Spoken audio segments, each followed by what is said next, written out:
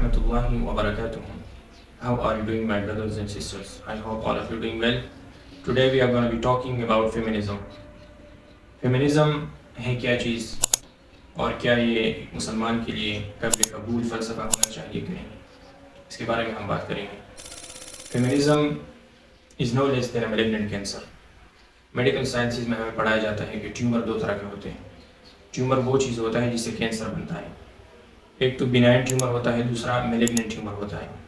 جو benign tumour ہوتا ہے وہ ڈیڈلی نہیں ہوتا، مہلک نہیں ہوتا، اور دوسری قسم جسے ہم میلیگننٹ ٹیومر کہتے ہیں جس سے کینسر کاز ہوتا ہے وہ بہت زیادہ ڈیڈلی ہوتا ہے، فیٹل ہوتا ہے، مہلک ہوتا ہے.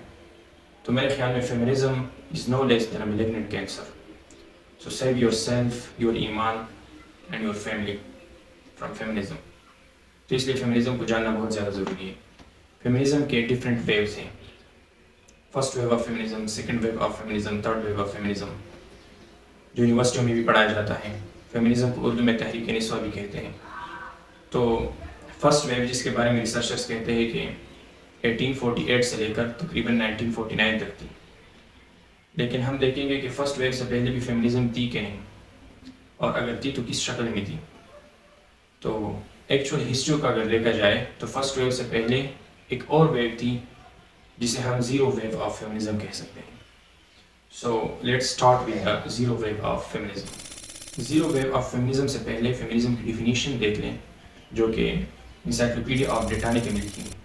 انسائکلوپیڈیا آف بریٹانیکا کے مطابق feminism is the belief in social, economic, political equality of the sexes. دو جنسوں کے درمیان، مرد اور عورت کے درمیان اکنامکلی، سوشلی اور پولیٹیکلی برابری کو فیمنزم کہتے ہیں. یہاں پر میں آپ کو ایک بات بتاتا چلوں کہ یہاں پر انہوں نے جو ورڈ لکھا ہے وہ ٹو سیکسز نہیں لکھا بلکہ صرف جنرل لکھا ہے سیکسز. یہ کیوں؟ مغرب کے فلسفے کے مطابق جینڈر اور سیکس دو الگ الگ چیزیں ہیں. یہ آگے ہم چل کر اور بھی اس کو واضح کر دیں گے، لیکن فی الحال یہاں پر ایک لائٹ ٹچ دینا چاہتا ہوں اس کو. جینڈر اور سیکس دو الگ الگ چیزیں ہیں. سیکس بایولوجیکلی ہوتا ہے، بایولوجیکلی ڈیٹرمنڈ، اور جینڈر ان کے مطابق ایک سوشل کنسٹرکٹ ہے. Gender is just a matter of socialization. لیکن تھرڈ ویو فیمنسٹ کو اگر ہم دیکھ لیں، فار ایگزامپل جوڈتھ بٹلر، تو وہ سیکس کو بھی، جو کہ بایولوجیکل سیکس ہے، اس کو بھی جوڈتھ بٹلر ایک سوشل کنسٹرکٹ اور سوشل پریمس کہتا ہے. اس کے مطابق بایولوجیکل سیکس جسے ہم میل اور فیمیل کہتے ہیں وہ بھی ایک سوشل کنسٹرکٹ ہے. تو اس لیے انہوں نے یہاں پر ٹو سیکسز نہیں لکھا. پہلے جب یہ ڈیفینیشن لکھتے تھے تو یہاں پر ٹو سیکسز ہوتا تھا، یا ٹو جینڈر، یا پھر مین اور وومن. لیکن اب سیکسز لکھا ہے کیونکہ ان کے مطابق سیکسز بھی اب دو نہیں رہے، بہت زیادہ ہے. جینڈر تو ویسے بھی دو نہیں ہے. جینڈر کے بارے میں یہ لوگ کہتے ہیں کہ دیر از نو جینڈر ایٹ آل، اور اگر ہے تو there are infinite numbers of genders. تو اب کویسچن یہ ہے کہ why did feminism start? Feminism start کیوں ہوئی؟ مغربی نقطہ نظر کے مطابق فیمنزم اس وجوہات سے اسٹارٹ ہوئی. تو اب آتے ہیں ایکچوئل ہسٹری آف فیمنزم کی طرف. صحیح تاریخ، فیمنزم کی جو صحیح تاریخ ہے اس کے بارے میں بات کرتے ہیں. فیمنزم کا فرسٹ ویو جو کہ 1848 سے 1949 تک رہا ہے، اس سے پہلے بھی فیمنزم تھی، اور اس کو آپ زیرو ویو آف فیمنزم کہہ سکتے ہیں. زیرو ویو آف فیمنزم کے جو مین فگرز تھے ان میں نمایاں نام جان اسٹوارٹ مل کا ہے، جیرمی بینتھم کا ہے، میری ڈیگورنے کا ہے، اور لاسٹ میں جو کہ بہت زیادہ پرومیننٹ نیم ہے وہ ہے میری وولسٹنکرافٹ کا. Main ideas of zero wave of feminism میں سب سے پہلا آئیڈیا ان کا یہ تھا، اور سب سے پہلا مطالبہ ان کا ایجوکیشن کا تھا. ایجوکیشن فار وومن، عورتوں کے لیے تعلیم کا حق مانگا گیا. اور میری وولسٹنکرافٹ کا ایک اہم کتاب جو بہت زیادہ مشہور ہے، a vindication of the rights of woman, میں میری وولسٹنکرافٹ نے یہی مطالبہ رکھا. میری وولسٹنکرافٹ ایک برٹش فیمنسٹ فلاسفر تھی. Zero wave of feminism basically liberal theme کی بنیاد پر بنا. لبرلزم میں جو ہم کہتے ہیں کہ liberalism aims to maximise individual liberty and equality, اسی بنیاد پر یہ زیرو ویو آف فیمنزم ابھرا، اور کافی زیادہ zero wave of feminist liberal تھے. تیسرا مین آئیڈیا جو زیرو ویو آف فیمنزم کے ساتھ ابھرا وہ تھا کہ یورپ از سویلائزڈ. یورپی ممالک بیسیکلی مہذب ہے، تہذیب یافتہ ہے، اور غیر یورپی ممالک مہذب نہیں ہے، غیر مہذب ہے. فار ایگزامپل ان کا جو آرگومنٹ تھا وہ یہ تھا کہ ہم عورتوں کو جس طرح سے ٹریٹ کرتے ہیں، جس طرح سلوک ہم عورتوں سے کرتے ہیں، وہ بہت اچھا ہے بنسبت اس سلوک کے جو ایبوریجنلز، افریکنز اور محمڈنز اپنے عورتوں کے ساتھ کرتے ہیں۔ وہ مسلمانوں کو محمڈنز کہتے تھے۔ ان کا سوچ یہ تھا کہ جیسے بدھزم فار ایگزامپل بودھا کے ماننے والوں کو بدھسٹ کہا جاتا ہے، جیسس کرائسٹ کے ماننے والوں کو کرسچن کہا جاتا ہے، تو اسی طرح محمد صلی اللہ علیہ وآلہ وسلم کے ماننے والوں کو بھی محمد ہی کہا جائے گا۔ تو یہ ان کے جہالت کا ایک لیول تھا کہ ان کو یہ بھی پتہ نہیں تھا کہ مسلمان خود کو محمد نہیں کہتے، محمد ہی نہیں کہتے، بلکہ مسلمان کہتے ہیں، ہوا سماکم المسلمین۔ تو یہاں پر ان کا یہ پوائنٹ تھا کہ مسلمان، مینلی مسلمان، چاہے وہ افریقن ہو یا سب کانٹیننٹ آف انڈیا کے مسلمان ہوں، اور ایبوریجنلز اور جو نیٹیو لوگ ہیں، تو وہ عورتوں کو صحیح طریقے سے ٹریٹ نہیں کرتے۔ ایک تو یہ کہ مسلمانوں میں پولیگیمی پائی جاتی ہے، یہ پولیگیمس ہے، تعدد ازواج میں بلیو رکھتے ہیں، اور ہم مونوگیمس ہیں، ہم تو صرف ایک ہی شادی کرتے ہیں۔ دوسری بات یہ کہ ہم میں ایک شعور ہے عورتوں کی تعلیم کے حوالے سے، اور ان لوگوں میں شعور نہیں ہے۔ تیسری بات یہ کہ یہ باربیرک ہے، ظلم کرتے ہیں عورتوں پر اور اپنے ماتحت رکھتے ہیں عورتوں کو۔ تو اس لیے یورپ ایک سویلائز نیشن ہے، اور جو غیر یورپی ممالک ہیں وہ غیر مہذب ہیں۔ تو اسی وجہ سے if not the core and the central justification for the unjust colonialism, zero wave of feminism, or you can say feminism, was a major and cardinal justification for the unjust colonialism. The Guardian website پر 2002 میں ایک article شائع ہوئی جس کا نام تھا feminism is imperialism, اور جس کی آتھر کیتھرین وائنر تھی۔ کیتھرین وائنر نے یہ ثابت کیا کہ فیمنزم کولونیلزم کے ساتھ بہت زیادہ انٹروائنڈ ہے، اور اس کا بہت زیادہ گہرا تعلق ہے۔ کس کا؟ فیمنزم کا کولونیلزم کے ساتھ۔ اور یہی بات ایڈورڈ سعید نے بھی اپنے مشہور کتاب اورینٹلزم میں اس کی طرف اشارہ کیا ہے کہ فیمنزم اور کولونیلزم کا ایک گہرا تعلق پایا جاتا ہے۔ فیمنزم کو یوز کیا گیا کولونیلزم کے لیے، فار دا انجسٹ کولونیلزم۔ لیلا احمد جو کہ ایک مسلم فیمنسٹ ہے، even though I don't agree with the term Muslim feminist or Islamic feminism because terms like these are nothing but oxymorons. خیر، لیلا احمد اپنی کتاب وومن اینڈ جینڈر ان اسلام، اس کتاب میں ایک چیپٹر باندھا گیا ہے جس کا نام ہے discourse of the veil. Page number 167 پر آپ دیکھ سکتے ہیں، لیلا احمد لکھتی ہے کہ further colonialism's use of feminism to promote the culture of the colonizers and undermine native culture has ever since imparted to feminism in non-Western societies the taint of having served as an instrument of colonial domination, rendering it suspect in Arab eyes and vulnerable to the charge of being an ally of colonial interests. یہاں پر وہ اعتراف کرتی ہے کہ feminism کو colonialism کے لیے use کیا گیا۔ اسی چیپٹر میں ڈسکورس آف دا ویل میں پیج نمبر 154 to 155 آپ دیکھیں۔ Whether in the hands of the patriarchal men or feminists, the ideas of Western feminism essentially function to morally justify the attack on native societies and to support the notion of the comprehensive superiority of Europe.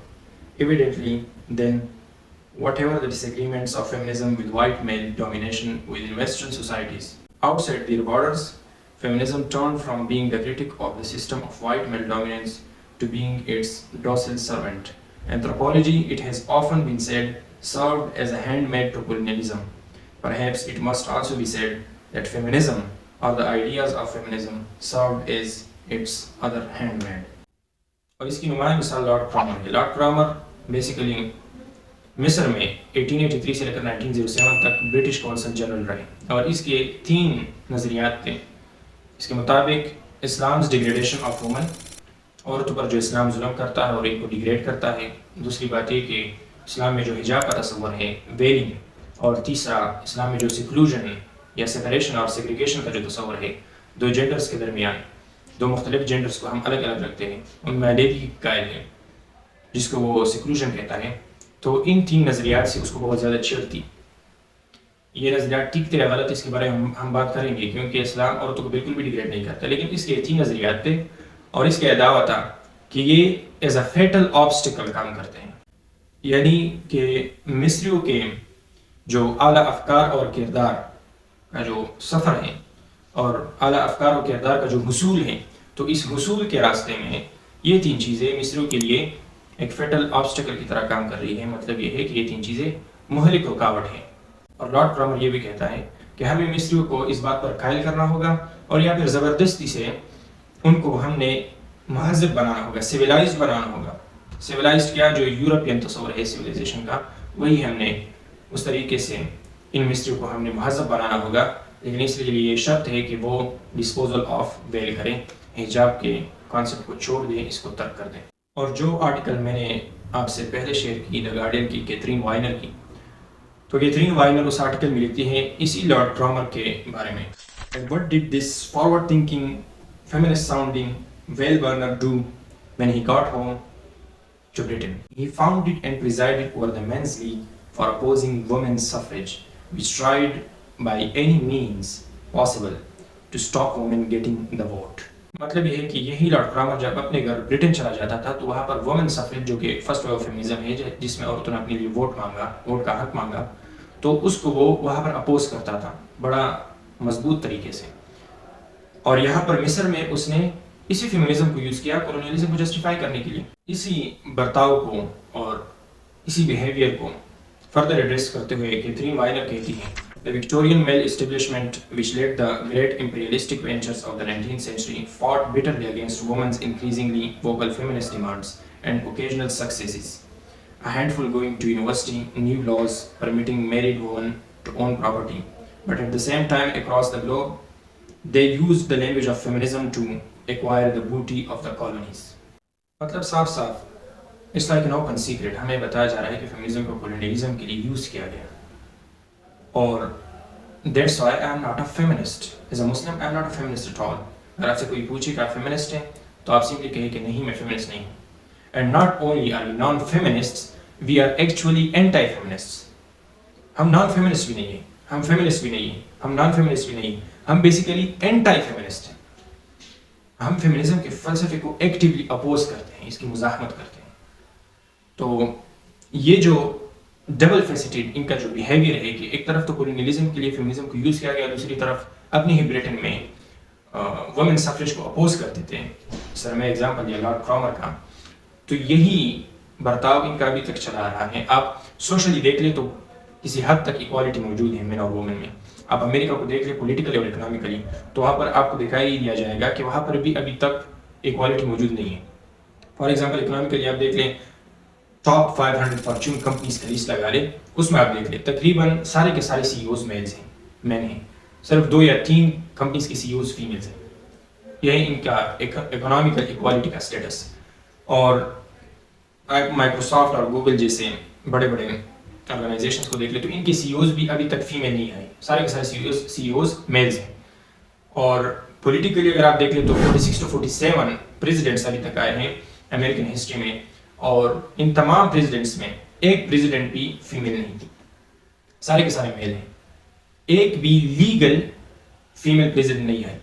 اور Catherine Viner تو اس حد تک جاتی ہے اور کہتی ہے اپنے آرٹیکل کے لاسٹ لائن میں کہ اس فیمنزم کا یوز ابھی تک ہو رہا ہے عورتوں اور بچوں کو بوم کرنے میں، عورتوں اور بچوں پر بم گرانے میں کس چیز کا ہاتھ ہے؟ فیمنزم کا ہاتھ ابھی تک ہے۔ اور اس کے لیے وہ ایگزامپل دیتی ہیں پریزیڈنٹ بش کا، اور ایگزامپل دیتی ہے جو افغانستان اور عراق پر اٹیک ہوا تھا اس کا۔ So this was all about zero wave of feminism, اور اس پر ہم نے جو تنقید پیش کی، انشاءاللہ اس کے بعد ہم نیکسٹ ویڈیوز میں first wave of feminism, second wave of feminism, third wave of feminism and may be fourth wave of feminism کو ہم ڈسکس کریں گے، اور اس پر ہم اپنی تنقید پیش کریں گے ایز اے مسلم، اور ڈفرینٹ آرگومنٹس جو فیمنزم کی طرف سے پیش کیے جاتے ہیں، پیٹریارکی کا آرگومنٹ، ڈومیسٹک وائلنس کا آرگومنٹ، جینڈر پے گیپ کا آرگومنٹ، تو ان آرگومنٹس کے ساتھ ہم ڈیل کریں گے، اور میں آپ کو سکھاؤں گا، بتاؤں گا کہ کس طرح سے ان آرگومنٹس کے ساتھ ڈیل کرنا ہے۔ ٹل دین السلام علیکم ورحمۃ اللہ وبرکاتہ۔